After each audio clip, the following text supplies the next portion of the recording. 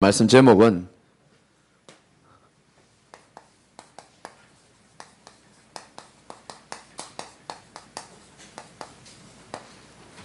후회 없는 인생입니다.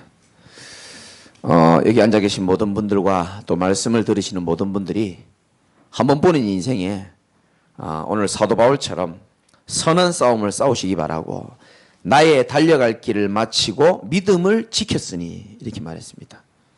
우리는 믿음이 성장되는 것도 중요하지만 내 믿음을 지키는 게 굉장히 중요합니다. 그래서 선한 싸움을 싸우고 나의 달려갈 길을 마치고 믿음을 지켰으니 이제 의의 면류관이 예비되어 있다. 바울은 참 하나님의 큰 축복받은 사람인 것 같아요. 예수 믿는 사람들 죽이던 사람인데 참 복음을 깨닫고요, 완전히 인생이 뒤집어져서 아마 바울은 죽을 때, 죽기 직전에 후회하지 않았을 것이다. 후회 없는 인생으로 한평생을 마무리했을 것이다 라는 생각이 들고, 저와 여러분들도 이 축복을 꼭 누리시길 바랍니다. 서론에서 오늘도 제가 또 암 환자분, 말기암 환자분, 호스피스 병동에 있는 분 또 만났고, 자꾸 이렇게 암 환자들, 또 말기암 환자들을 자꾸 만날 일이 많아요. 이상하게 연결돼서. 근데 이제 오늘도 그분이 이렇게 말씀하시더라고요. 아이고, 내가 너무 오래 방황했어요. 이렇게 말씀하시더라고요. 그래서 내가 선생님이 왜 방황할 수밖에 없는지를 쫙 설명을 했습니다. 대부분 이렇게 분들이 본인의 삶을 다 후회하시더라고요. 제일 많이 후회하는 게 뭐냐면, 내가 이렇게 죽을 줄 알았으면 너무 그 작은 일에 아웅다웅 했다는 거야. 왜 그렇게 살았을까? 이런 얘기를 제가 진짜 많이 듣습니다. 왜 사람이 아프면 생각이 좀 달라지고, 위기를 당하면 생각이 달라지고, 또 죽음을 앞두고 있으면 또 생각이 많이 달라지잖아요. 어떤 분은 또 뭐 사람이 힘들어봐야 철든다 이런 말도 하던데, 생각이 굉장히 성숙해집니다. 인생의 참된 가치가 무엇인지를 그때 제대로 깨닫는 거죠. 사람들은 어리석게도 천년만년 살 것처럼 그렇게 살아갑니다. 내일이 영원할 것처럼. 그래서 손에 뭔가를 꽉 쥐고 있어야 되는 겁니다. 꽉 쥡니다. 우리가 태어날 때 어린애들 보면 손 꽉 쥐고 나오잖아요. 한번 해보겠다는 거거든요. 근데 죽을 때는 어떻습니까? 손을 다 펴고 갑니다. 내가 잡을 수 있는 게 없어요. 불신자든 신자든 할 것 없이 확실한 사실이 세 가지가 있습니다. 첫 번째는 히브리서 9장 27절에 있는 말씀처럼 한 번 죽는 것은 정하신 것이요 그 이후에는 심판이 있다 그랬거든요. 모든 사람은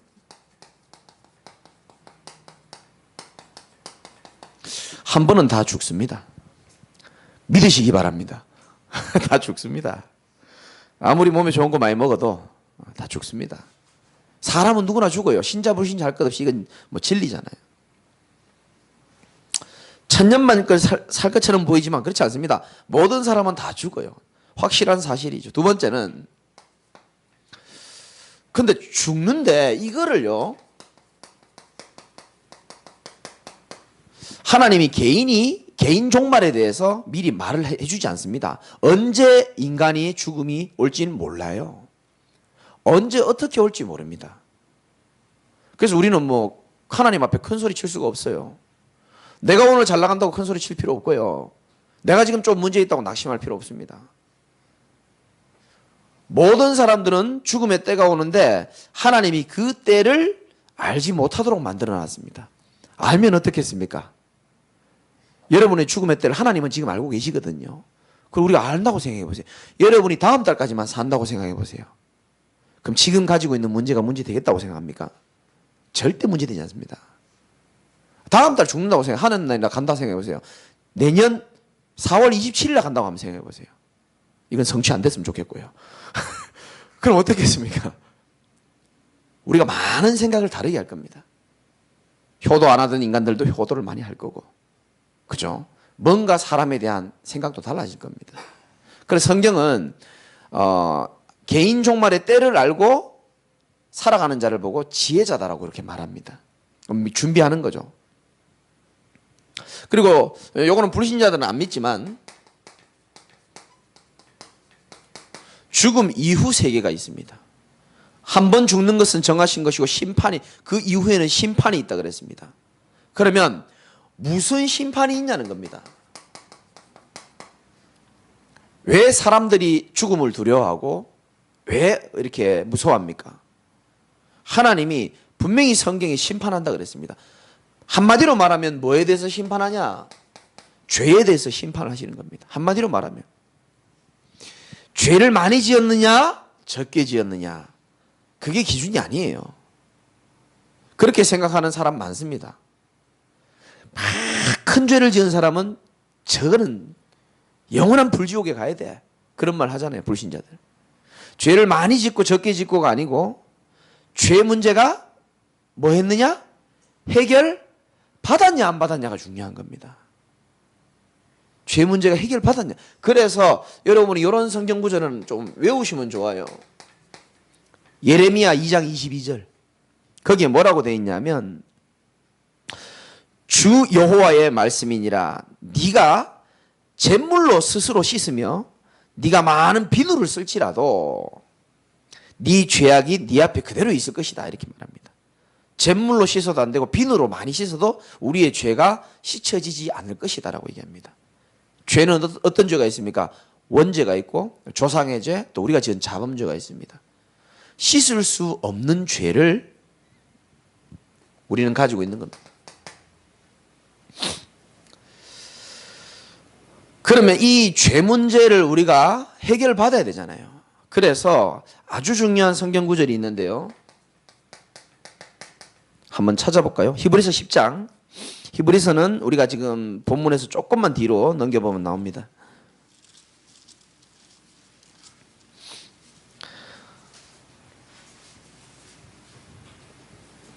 자, 두 가지 구절을 제가 말씀드릴 텐데 히브리서 10장 10절에서 14절 보니까요. 10절에 보니까 이 뜻을 따라 예수 그리스도의 몸을 단번에 들이심으로 말미암아 우리가 뭐를 얻었다? 거룩함을 얻었노라. 11절 중요합니다. 같이 한번 읽어봅시다. 시작. 제사장마다 매일 서서 섬기며 자주 같은 제사를 드리되 이 제사는 언제나 죄를 없게 하지 못하거니와. 이렇게 되어 있습니다. 제사장이 백성의 죄를 가지고 죄를 없애주려고 제사는 지냅니다. 그러나 하나님이 그걸로 인해서 다 받아주진 않습니다. 그런데 뭐라고 말하죠? 12절 읽어봅시다. 시작. 오직 그리스도는 죄를 위하여 한 영원한 제사를 드리시고 하나님 우편에 앉으사 그 후에 자기 원수들을 자기 발등상이 되게 하실 때까지 기다리시나니. 14절까지요. 시작. 그가 거룩하게 된 자들을 한 번의 제사로 영원히 온전하게 하셨느니라. 아멘. 제사장은 죄를 완전케 없앨 수 없는데 오직 그리스도는 죄를 위하여 한 앞에 숫자 되어 있죠. 뭐라고 되어 있습니까? 2라고 되어 있습니다. 밑에 보면 해설이 나와 있습니다. 한 제사를 드리고 영원히, 이런 말이 있습니다. 한 영원한 제사를 드리고, 그리고 14절 마지막에 한 번의 제사로 영원히 어떻게 했다고요? 온전하게 만들었다는 겁니다. 예수 십자가의 그 피 흘리는 제사 한 번으로 영원히 저와 여러분을 깨끗게 하신 줄 믿으시기 바랍니다. 이 십자가의 보혈의 피는 완전하다는 겁니다. 영원하다는 겁니다. 한 번의 제사로 영원히 없애버린 거죠. 어느 정도냐? 17절에 그들의 죄와 그들의 불법을 내가 다시 기억하지 아니하리라. 이렇게 말합니다. 18절 말씀도 중요하죠. 이것들을 사하셨은 즉 다시 죄를 위하여 제사 드릴 것이 없느니라. 이렇게 말합니다. 야, 이 말씀이 난 얼마나 은혜되는지 몰라요. 우리의 모든 허물과 죄를 예수 그리스도의 십자가의 보혈로, 우리가 사실을 죽어야 되는데 주님이 대신 보혈의 피를 흘려주시고 우리의 죄를 깨끗하게 십자가의 보혈로 씻은 줄 믿으시기 바랍니다. 또 한 군데 더 있죠. 히브리서 9장에 보면은 12절 말씀 한번 읽어봅시다. 시작. 염소와 송아지의 피로 하지 아니하고 오직 자기의 피로 영원한 속죄를 이루사 단번에 성소에 들어가셨느니라. 아멘. 염소, 송아지 피가 아닙니다. 오직 예수 그리스도의 피로 어떤 속죄요? 영원한 속죄를 이루어버렸습니다. 13절에 염소와 황소의 피와 및 암송아지의 죄를 부정한 자에게 뿌려 그 육체를 정결하게 하여 거룩하게 하거든. 하물며 영원하신 성령으로 말미암아 흠없는 자기를 하나님께 드린 그리스도의 피가 어찌 너희 양심을 죽은 행실에서 깨끗하게 하고 살아계신 하나님을 섬기게 하지 못하겠냐. 그는 새 언약의 중보자시다. 이렇게 말합니다. 히브리서 9장 12절부터 쭉 잘 나와 있죠. 감사하죠. 우리가 이 예수 그리스도의 십자가의 보혈의 피가 우리를 위한 피인 줄 믿으시기 바라고, 그게 믿어지는 게 얼마나 축복인지는 몰라요. 모든 사람이 죄를 범하고 하나님의 구원을 받아야 되는데 자기가 구원받아야 될 대상인지도 모르고 삽니다. 하나님 필요 없다는 겁니다. 내가 무슨 병에 걸린지를 알아야 약을 먹을 거 아닙니까? 근데 세상 사람들은 어떤 영적인 병에 걸렸는지를 몰라요. 그러니까 그리스도 필요 없다는 겁니다. 난 병이 안 걸렸다고 생각하는 겁니다. 난 죄가 없어.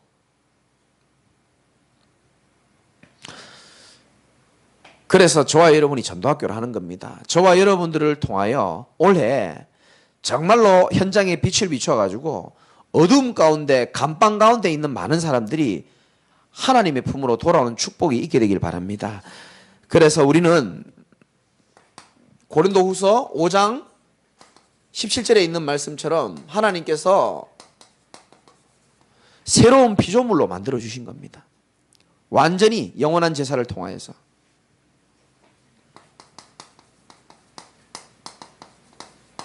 에스겔 36장 26절에 보면 또 새 영을 너희에게 주었다. 새 영을 줬다 그랬습니다. 또 다른 성경에 보면 로마서 8장 15절에 보면 중요한 말씀 나옵니다. 너희는 다시 무서워하는 종의 영을 받지 아니하고, 무서워하는 종의 영을 더 이상 우리는 받지 않습니다. 그게 무서워하지 마시기 바랍니다. 디모데후서 1장 7절에 보면 하나님께서 우리에게 주신 것은 두려워하는 마음이 아니다 그랬습니다. 그러니까 두려움이 본질이 아니고요, 두려움을 자꾸 갖다 주는 존재가 있는 겁니다. 배후에 본질의 세력이 따로 있어요. 하나님은 두려움을 주지 않거든요. 너희는 다시 무서워하는 종의 영을 받지 아니하고, 그러니까 이게 마귀가요, 이 두려움이 무기입니다. 두려움을 줘가지고 우리 인간들을 영적으로 다운시켜버리고 침체시켜버리게 만드는 겁니다. 그래서 마귀를 보고 속이는 자라 그러는 겁니다. 다시는 무서워하는 종의 영을 받지 않고 양자의 영을 받았으니 우리가 아빠, 아버지라 부를 수 있는 분이 생긴 겁니다. 사실은 참아버지가 생긴 거죠. 사실은 새아버지 말고 참아버지입니다. 양자의 영. 한마디로 말하면 뭡니까? 하나님의 성령이 우리 안에 거주한다는 겁니다. 저는 우리 얼마 전에 우리 장로님, 안장로님 그 사촌분, 지금 천국 가신 우리 그분하고 제가 오늘 만난 분도 딱 봤는데요, 확실히 달라요. 죽음을 눈앞에 두고 있는데도요, 얼굴이 평안해요. 참 내가 참 보기 좋고 감사하더라고요, 보니까요. 하나님이 내 안에 계시다는 사실을 확고하게 붙잡으시더라고요. 여러분, 우리가요, 세상 떠날 때 되면 뭐 붙잡을 게 뭐 있습니까? 아무것도 없어요. 통증은 오지. 그 말기암이 되면은 통증도 오지만 몸이 굉장히 불편하답니다. 막 가만히 있지를 못한대요. 그런 속에서요, 그 약을 맞아가면서 그래도 하나님 함께 하시는 사실을 붙들고 있으니까 하나님이 생각도 지키시고 마음도 지키시고, 여러분은 다시는 두려워하는 영을 받지 아니하고 하나님의 성령이 여러분 속에 안에 계심을 믿으시기 바랍니다. 성령 내주라 그럽니다. 어려운 말로. 그 성령께서 여러분들의 삶을 인도하셔서 또 이 자리에 앉아 계시는 겁니다. 두려워하지 마시고요.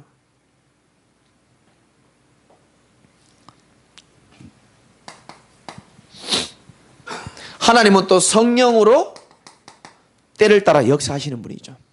그래서 우리는 성령을 의지하는 겁니다. 로마서 12장 2절에 보면 너희는 이 세대를 본받지 말고 오직 마음을 새롭게 함으로 변화를 받아 하나님의 선하시고 기뻐하시고 온전하신 뜻이 무엇인지를 분별해라. 우리가 새로운 피조물이기 때문에 이제 내 뜻대로 사는 게 아니고 하나님의 선하시고 기뻐하시고 온전하신 뜻이 무엇인지를 분별하며 살아가는 축복된 인생으로 바뀐 겁니다. 전에는 나의 뜻입니다. 전에는 나의 소망을 이루려고 살았습니다. 그러나 하나님이 새로운 피조물로 만들고부터는 하나님의 뜻이 무엇인지를 분별하며 살 수 있도록 만들어 주신 겁니다. 이게 여러분의 마음에 와닿아져야 됩니다. 내 뜻대로 산다고 내 뜻대로 됩니까? 되지도 않아요, 사실은. 하나님의 뜻에 우리가 방향 맞출 때에 하나님이 우리를 붙들어 주시게 돼 있죠. 그래서 하나님이 기뻐하시고 선하시고 온전하신 뜻이 뭐냐? 복음과 전도가 아닙니다.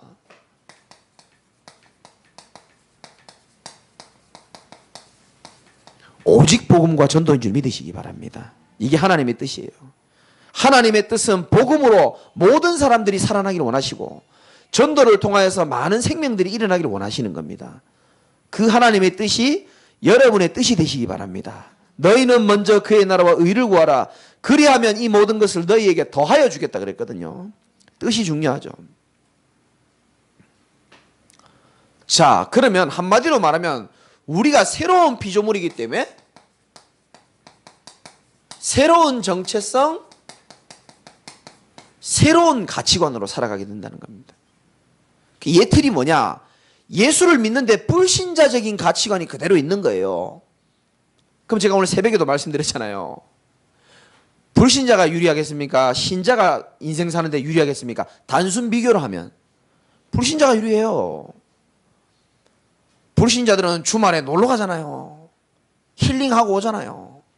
불신자들은 세금만 내면 되지만 우리는 세금도 내고 헌금도 내야 됩니다. 맞잖아요. 여러 가지로 보면 불리합니다. 불신자들은 소통 잘합니다. 맨날 마시잖아요. 마시는 게 중요한 게 아니고 소통 계속합니다. 우리는 한 방울도 안 먹으면서 소통 못합니다.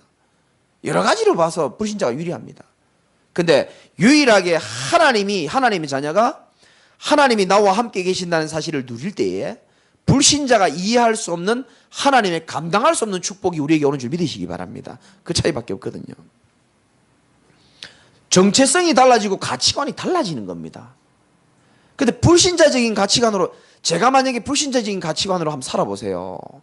완전 육신적이라 제가. 그러면 여러분 다 병드는 겁니다. 재밌는 얘기 한 개 할까요? 오랜만에. 제가 오늘 카톡이 하나 오전에 왔거든요. 그 누가 뭐 택배를 왔다는 뭐 카톡 그런 게 오더라고 이렇게. 무슨 뭐 롯데 뭐 그걸 해가지고. 그 뭔가 보니까 쌀 20kg짜리가 세 뭐라 그럽니까? 세가만 하나 온다는 거예요. 뭐라 합니까? 아유 죄송합니다. 쌀이 세 포대가 나한테 온다는 거예요. 그래 여보 이거 용서하고 들으시고요. 오해하지 마시고요. 여보 이거 명절이 돼서 그러나 뭐 세 포대씩이나 이래 보내주냐. 우리 애들이 많이 먹는 걸 알고 우리 막 농담한 거야. 아마 그분이 보냈을 거야. 또 우리 집사람 아니야 그분이 보냈을 거야. 실컷 막 얘기하는 거예요. 그러다 또 얼마 전에 20kg짜리 그거 괜히 샀다면서 세가만 오면 또 우리 전사님들 한 개씩 주고 괜히 샀다면서. 근데 뭐 저녁까지 기다려도 안 와. 알고 보니까 교회에 세 포대 와 있는 거야. 내게 아니고 교회 거라. 나 우리 집에 오는 건 줄 알고. 근데 내가 육신적인 가치관으로 살았다고 한번 보셔요. 얼마나 웃기겠습니까? 그거 쌀 하나도 그런데. 사람 육신적으로 쳐다보고요. 그죠? 응답 육신적으로 생각하고 살겠습니까? 그래서 신자는 신자답게 살아가야 되는 겁니다. 가치관과 정체성이 다른 거예요. 그러면 우리는 살아가면서 내가 어떤 학업, 직업을 가질 수 있죠. 다시 말씀드리지만 지난주에도 말씀드렸지만 우리의 주업은 전도자입니다. 사실은. 여러분 지금 하시고 돈 벌고 있는 일이 부업입니다. 사실은. 부업 잘하시기 바랍니다. 주업은 더 잘하시고요. 자, 학업과 나의 직업은 내가 어떤 일을 하느냐가 중요한 게 아니에요. 더 이상. 우리는 새로운 피조물입니다. 아, 내가 이런 일을 하는데 부끄럽고 전혀 그렇지 않습니다. 청소부를 하더라도 내가 무슨 일을 하느냐 중요한 게 아니고 내가 누구와 함께 이 일을 하느냐가 훨씬 더 중요합니다. 나는 하나님과 함께 이 일을 하는 겁니다. 나는 일해야 될 이유, 내가 왜 이렇게 땀 흘려서 일해야 되냐, 그 이유가 있는 겁니다. 산업을 하는 이유가 있는 겁니다. 가치관과 정체성이 바뀌는 거죠. 또 우리는 하나님의 정체성, 하나님 자녀의 정체성을 가지고 있기 때문에 때로는 살아가다가 보면 문제도 올 수 있습니다. 우리 이신영 집사님 지금 예수님 믿고요. 원래 병원을 계속 가야 되는 분인데 한 번도 안 갔거든요. 지금까지. 계속 뭐 제가 기도하니까 뭐 계속 또 뭐 응답된다 하고 하여튼 그래요. 근데 이제 요즘 조금 몸이 좀 안 좋으신가 봐요. 오늘 참 오신 거 난 대단하다고 생각하고요. 근데 이 사람이 질병이 있다고 와버리면요. 이 생각이 잡혀버립니다. 이게. 진짜입니다. 경제 문제 딱 와버리면요. 잡혀버립니다. 옛날 상처 딱 와버리면 잡힙니다. 그게. 과거 일 잡힙니다. 이게. 근데 우리가 문제가 올 때에 어떻게 생각해야 되냐? 어제 기도수첩 메시지 영상 들어보니까 나오더라고. 하나님의 메시지를 거기서 찾아내야 되는 겁니다. 하나님이 행하시는 일을 보게 될 수도 있겠구나. 그렇게 맘먹어야 되는 거예요. 내 옛틀을 하나님 바꾸시는구나. 옛틀이라는 것은 아주 범위가 큽니다. 나의 삶의 체질을 완전 건강한 삶의 체질로 바꾸시는구나. 왜? 여러분들은 소중합니다. 건강하게 될 겁니다. 여러분 전부 다. 왜? 소중하기 때문에 그렇습니다. 제게 건강에 문제 와서 하나님께 저는 감사했습니다. 왜? 새 틀로 바꿨습니다. 거의 뭐 진짜 뭐 식단이 거의 뭐 이제 완전 뭐 밥 색깔도 노랗고요. 양배추에다가 홍당무에다가 브로콜리에다가 막. 애들은 죽을 맛이죠. 막. 아무 상관없습니다. 나는 새 틀로 바꿨어 완전히. 아침 안 먹는다 아침 계속 먹고요. 왜? 그냥 말씀이 그래 하라면 그냥 저는 단순하게 합니다. 하나님 여러분 볼 때 웃기지만 하나님 볼 때 어떻게 했습니까? 하나님 보실 때 어떻게 했습니까? 그러니까 문제가 오면은 자꾸 거기서 우리는 메시지를 찾으시기 바랍니다. 뭘 붙잡고 하나님의 말씀 속에서 메시지를 찾는 게 참 중요해요.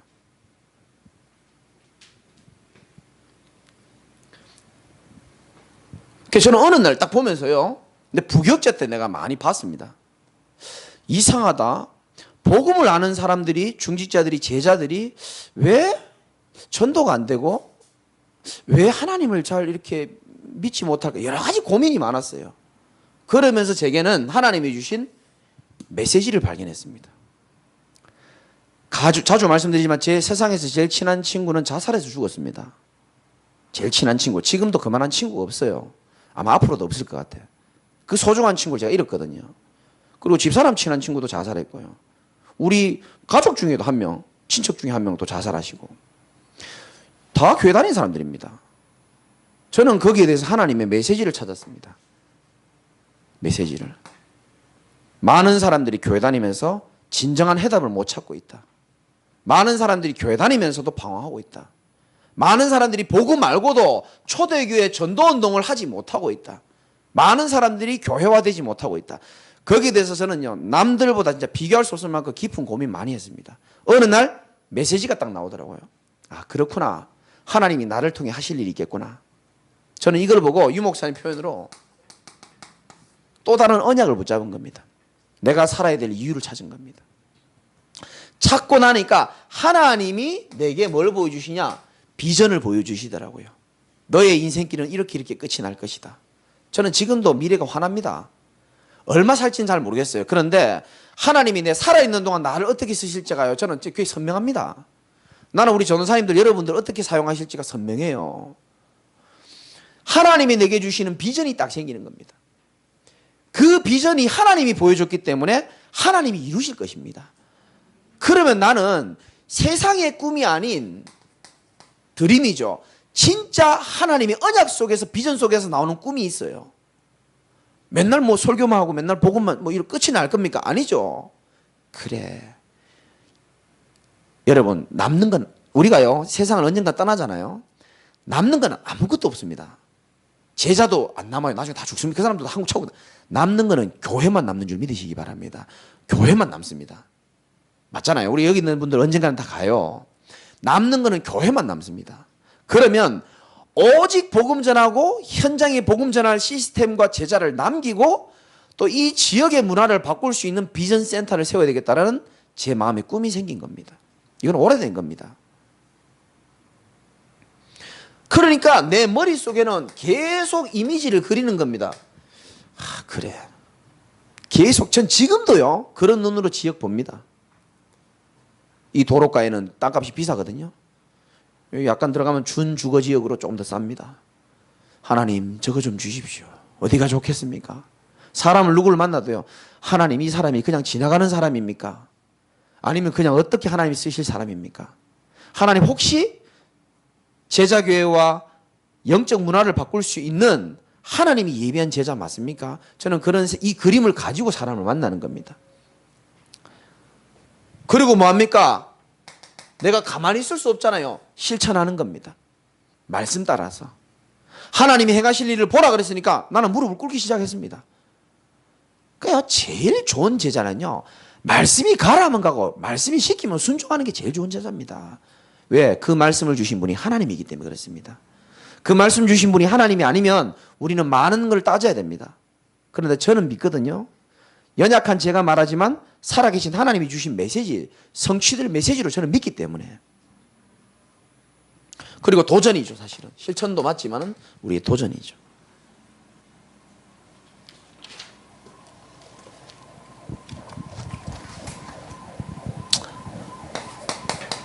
자, 새로운 피조물로 되었기 때문에 이게 우리의 정체성입니다. 굉장히 중요한 메시지인데, 그러면서 이번 주 강단 말씀처럼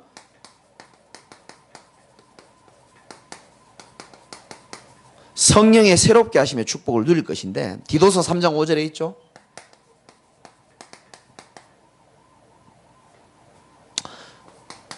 다시 나옵니다.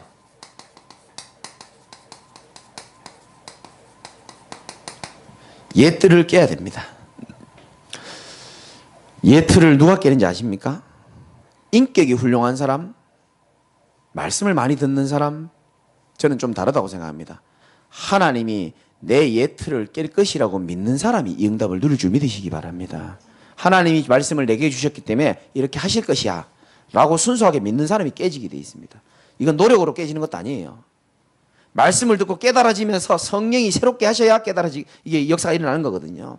그러면 제일 중요한 게 예틀이 얼마나 많겠습니까만은 우리가 가장 깨야 될 게 뭐냐 이겁니다.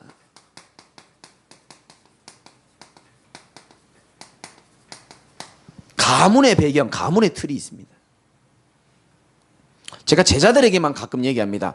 결정적일 때는 가문의 사단이 역사했던 방법대로 너를 치게 될 것이다. 제가 미리 가르쳐 줍니다. 왜? 당해도 알고 당하는 거하고 모르고 당하는 거하고 다르기 때문에.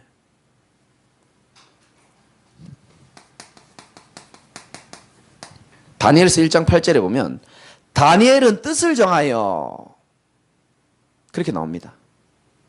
여러분 이 성경 지식이 좀 있죠? 다니엘이 지금 포로로 지금 잡혀온 상태입니다. 근데 왕이 포로들 중에서 약간 엘리트들을 몇 명을 뽑았습니다. 그 중에 다니엘이 있었습니다. 그래서 이 사람들이 이 다니엘을 이 우상문화에 찌들어버리게 하려고 모든 우상문화 지식을 다 연구하고 공부를 가르칩니다. 결정적으로 뭘 시키느냐? 우상에게 먹이던 드렸던 제사 지냈던 그 음식, 고기 너도 먹으라는 겁니다. 다니엘은 뜻을 정하여 왕이 주는 우상 앞에서 드려진 그 제물을 먹지 않겠다라고 결단을 합니다. 왜? 우리 선조와 우리 아버지와 어머니와 할아버지 할머니가 우상에게 바쳐진 음식과 우상 섬기다가 나라가 망하고 다 완전 박살났단 말이죠. 다니엘이 그걸 보고 안 겁니다. 지금 나라도 없고 집도 없고 아무것도 없어요. 단지 자기가 엘리트라는 이유만으로 이방 왕이 자기를 뽑았을 뿐입니다. 다니엘은 마음이 다른 겁니다. 나는 그렇게 할 수 없다는 겁니다.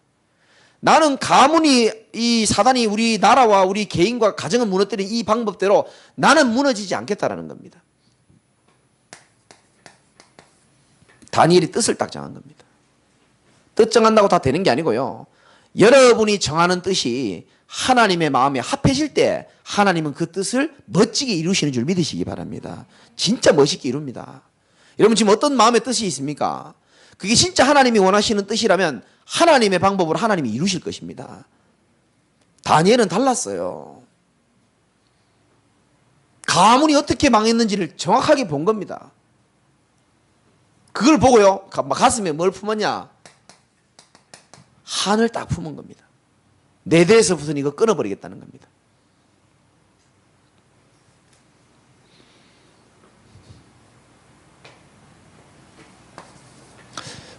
여러분 가문에는 뭘로 많이 치고 들어옵니까? 그거요, 끝까지 우리를 괴롭힐 겁니다. 정말입니다. 때로는 우리가 노력을 해도 안 될 때도 있습니다. 근데 제일 좋을 때는요, 진짜 하나님의 언약적인 흐름이 올 때에 여러분들이 진짜 믿음으로 결단하고요, 꿇는 무릎을 통해서 진실하게 하나님 앞에 기도 한번 해보세요. 하나님은 때를 따라서 응답하시는 좋으신 하나님임을 알게 될 겁니다, 여러분들이.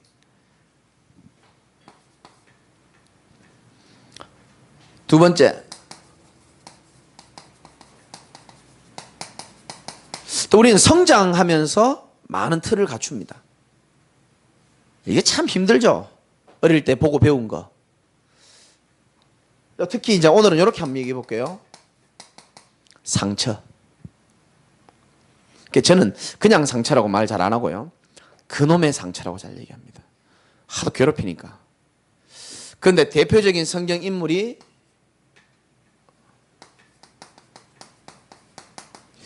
창세기 45장 5절에 나오죠. 요셉은 참 상처가 될 일이 많았습니다. 여러분 누명 써봤습니까? 또 감옥으로 가고요, 노예로 팔려가고, 형들이요, 배다르고 시다르고 그런 형들이랑 사는 것도 사실은 어렵습니다. 근데 그 형들이 요셉을 구덩이에 빠뜨렸습니다. 어떻게 했습니까? 세월이 흘러 이게 역전이 됐습니다. 밥이 없어 쌀이 없어가지고 형들이 요셉에게 쌀을 구하러 옵니다. 요셉은 그때 애굽의 총리가 되어 있는 높은 자리에 있습니다. 딱 쳐다보고요, 요셉은 엉엉 울었습니다. 뒤에 가서 숨어서 울었습니다. 그리고 육신적인 눈물을 닦고 하나님의 메시지를 그들에게 전달합니다. 형들이 나를 팔았다고 해서 근심하지 마소서. 형들이 날 판 게 아니고 하나님이 나를 먼저, 당신들보다 먼저 애굽의 자리로 이렇게 만드셨다, 이렇게 고백합니다. 그러면서 다시 창세기 45장 8절에 보면 다시 말합니다. 하나님이 나를 애굽에 이렇게 먼저 보내신 거다. 형들이 팔았습니까? 안 팔았습니까? 대답 좀 해보셔요. 팔았잖아요. 갖다 판 겁니다. 형들이 팔았지만 요셉은 뭐랍니까? 형들이 판 게 아니라는 겁니다. 하나님이 나를 그렇게 했다는 겁니다. 그래서 신앙생활의 가장 중요한 메시지가 거기 들어있는 겁니다. 뭐냐?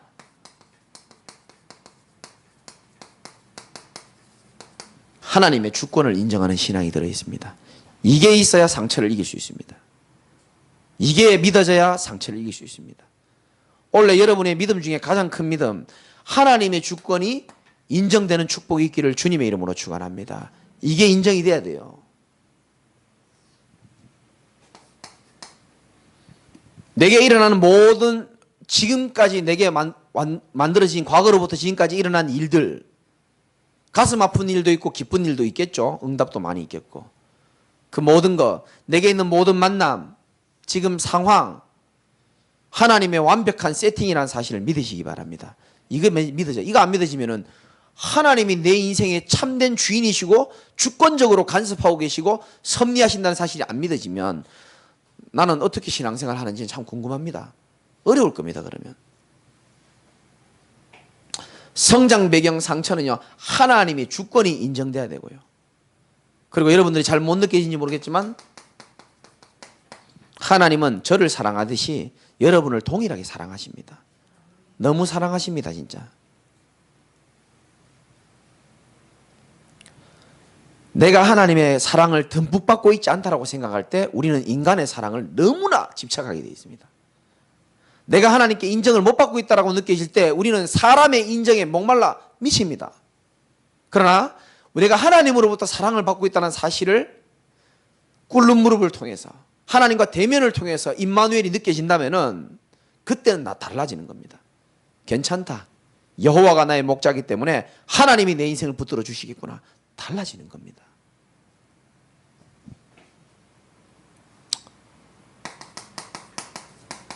세트를 갖춰야 되겠죠, 우리는.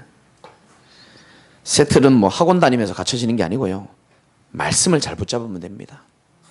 그래서 여러분들이 올해는 꼭 결단하셔야 됩니다. 꿇는 무릎.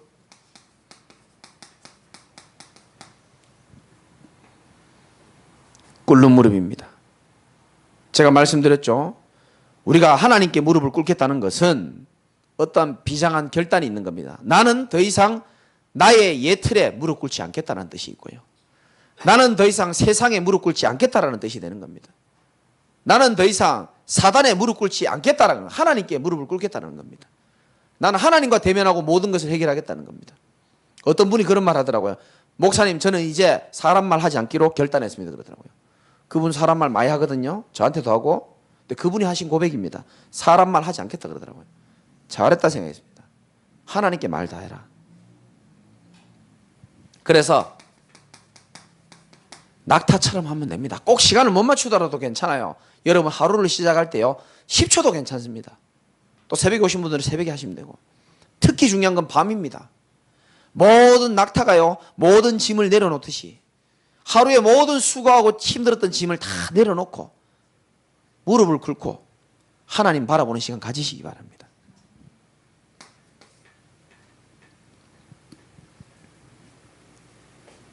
아까 우리 교회는 아닌데 제가 좋아하는 권사님이 지방에 계시는 권사님께서 제가 우리 교회 카톡방에 매일 말씀 올리잖아요. 그걸 내가 한 번씩 그분한테도 보내거든요. 마지막에 그렇게 말하더라고요. 목사님, 저도 올해는 낙타의 해를 꼭 이루고 말겠다면서요. 우리 교회도 아닌데 언약 다 붙잡고 있잖아요. 주변에 교회 가까이 없어요, 그분이. 나는 말씀 듣는지를 오늘 처음 한 겁니다. 오랫동안 알고 지내면서. 젖은 눈입니다.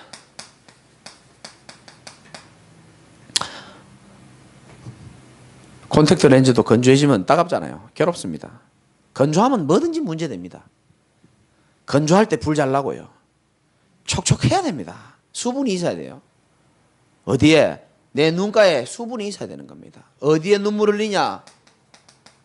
진정으로 하나님 앞에 감사의 눈물 흘리시기 바랍니다. 진짜입니다. 제가 죄송합니다. 자꾸 제 얘기를 해서. 위궤양이 걸리고 나서 나는 세트를 바꾸기로 맘먹었거든요. 오직 양배추, 홍당무, 브로콜리. 튀긴 거, 매운 거, 짠 거, 커피 다 끝났습니다. 저는. 안 먹습니다. 저 독합니다. 우리 어머니가 기질을 내가 닮아가지고 저는 한담 하는 스타일이거든요. 와, 오늘 지나가는데 이 앞에 핫도그가 있는데요. 정말 미치겠더만요. 나 진짜. 우리 준서가 하나 사겠다는 거예요. 나 안 샀으면 좋겠는데. 어제 박정사하고도 밥 먹는데요. 진짜 요 생선구이집에서 밥 먹는데 내가 제일 좋아하는 그 돼지 두루치기 있거든요. 근데 제발 박정사가 이 돼지 두루치기 얘기 안 했으면 좋겠다 싶었거든. 나는 못 먹으니까. 갑자기 두루치기 얘기하는 거예요. 야, 딴 거 먹으면 안 되겠냐. 생선으로 바꿔주더라고요. 지나가는데 핫도그, 야, 참았다니까요. 진짜요. 핫도그 마음껏 먹고요. 커피 먹고 싶을 때 먹을 수 있는 게 난 그렇게 축복인지 난 모르고 살았습니다. 이때까지. 잘 모를 겁니다. 자꾸 이렇게 병원 다녀보고 현장 다녀보고 좀 아파보고요. 어려움 당해보면요. 진짜 하나님 앞에요. 내가 쓸데없는 거에 내가 너무 배부른 불평을 했다 느껴질 겁니다. 그래서 그런 모든 것들이 오기 전에 하나님 앞에 진심으로 감사하는 한 해 되시기 바라고요. 감사의 눈물, 회개의 눈물입니다. 회개의 눈물.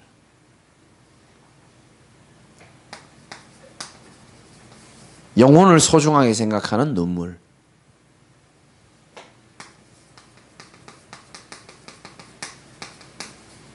깨진 심장입니다. 향유가 나려면 옥합은 깨져야 됩니다. 옥합 속에 들어있는 것은 냄새가 안 납니다. 옥합이 깨질 때 향유가 나고 향기가 나는 거죠. 그래서 우리의 모든 예틀을 깨면 되고, 그래서 세 번째는 새로운 발견과 도전입니다.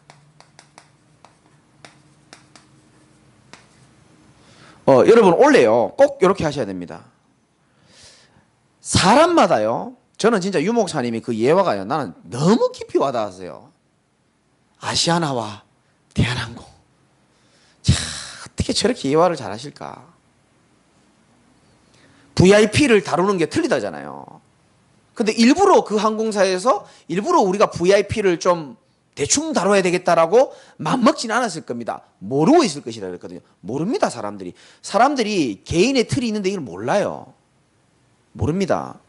교회에 틀이 있습니다. 사람들 잘 모릅니다. 그걸 깨야 되거든요. 가정도 마찬가지고. 그래서 제일 먼저 여러분 개인의 틀부터. 우린 틀만큼만 볼 수 있고 틀만큼만 이해합니다. 틀만큼만 누릴 수 있습니다. 그래서 틀을 깨라는 겁니다.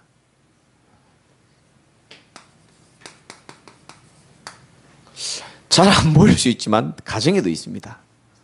가정마다 틀이 딱 있습니다. 그걸 못 벗어납니다. 그걸 우리가 발견하고 우리가 깨고 도전해야 되고요.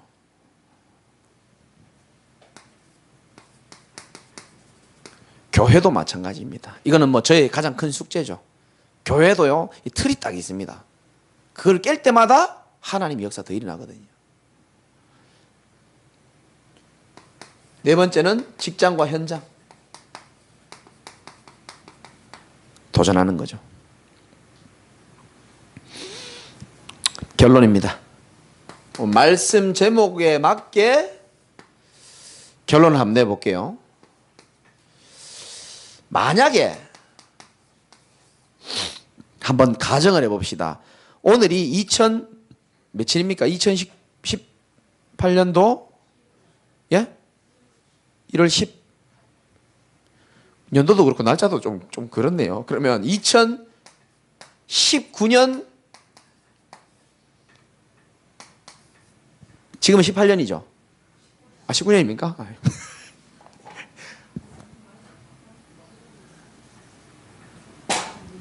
제가 지금 뭘 말할지는 모르니까 지금 웅성웅성 하시는 겁니다. 2020년, 눈치 빠른 분이 있네요. 가정을 해봅시다. 1년 뒤.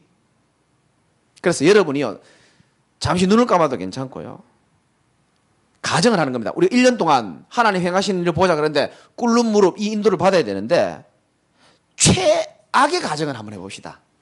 제일 잘된 거 말고 제일 안 좋은 걸 한번 상상 한번 해보세요. 내가 개인의 응답도 없고 꿇는 무릎, 나는 무릎도 안 꿇고 생각보다 이상하게 일도 잘 안 풀리고 응답도 없고 가정도 그렇고 내 영적 문제 올라오고 부끄러워 죽겠고 막 완전히 무너졌다고 한번 상상하고 1년이 지났다고 생각해 보세요. 최악의 경우를 한번 생각해 보세요. 그걸 우리는 막아야 됩니다, 사실은. 이렇게 예를 들어 볼게요. 제가 그 옛날에 그 아마추어 축구팀을 하나 이렇게 운영한 적이 있었는데, 제가 대표니까 욕심이 많잖아요. 꼭 이 팀을 대구의 최고의 팀으로 만들겠다라는 욕심이 강해가지고 항상 중요한 경기할 때는 애들한테 제가 메시지를 줍니다. 제가 대표니까. 상대팀이 아주 강해요. 우리가 질 게 거의 확실해요. 그리고 지고 나면요, 애들이 막 스트레스도 엄청 받습니다. 근데 경기 시작할 때 제가 항상 요 얘기를 합니다.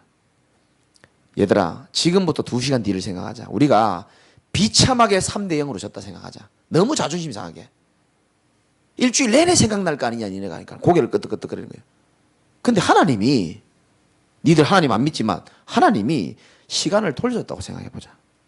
2시간을 땡겨줬다고 생각한 게 그게 지금이다. 그럼 너희들 마음과 생각이 어떤 마음이 드느냐? 그렇게 비참하게 당할 수는 없지 않냐? 우리가 1년 뒤에 비참하게 사단한테 당할 필요가 없습니다. 오히려 저와 여러분들이 주신 언약을 믿음으로 딱 붙잡을 때에 하나님은 반드시 사단이 우리 앞에 무릎을 꿇게 될 겁니다. 사단이 반드시 낙심하게 되어 있습니다. 제가 새벽에 말씀드렸죠. 느헤미야서를 통해서 분명히 말씀드렸습니다. 전도운동이 일어나려고 하고 성벽을 재건하려고 하는데 산발락과 도비아가 방해를 합니다. 그러나 결국 어떻게 됐습니까? 성벽은 재건이 되어졌고 이방인들의 왕들과 모든 방해꾼들이 오히려 낙심을 했다니까요. 지금은 사단이 우리를 낙심시키려고 합니다. 지금은 사단이 우리를 많이 공격하는 것처럼 보일 겁니다. 왜? 시간표가 그래요. 사단은 어떻게 해서든지 김 목사 중심으로 해가지고 일을 막아야 된단 말이죠. 그래서 자꾸 생각과 마음으로 두려움으로 염려로 막 여러 가지로 막 치고 들어올 수 있습니다. 그러나 결국은 사단이 반드시 무릎 꿇게 될 줄 믿으시기 바라고 오늘도 여러분들은 언약으로 승리하시기 바랍니다. 언약 딱 붙잡으시고요. 사람 말, 내 생각 그 다 믿지 마세요.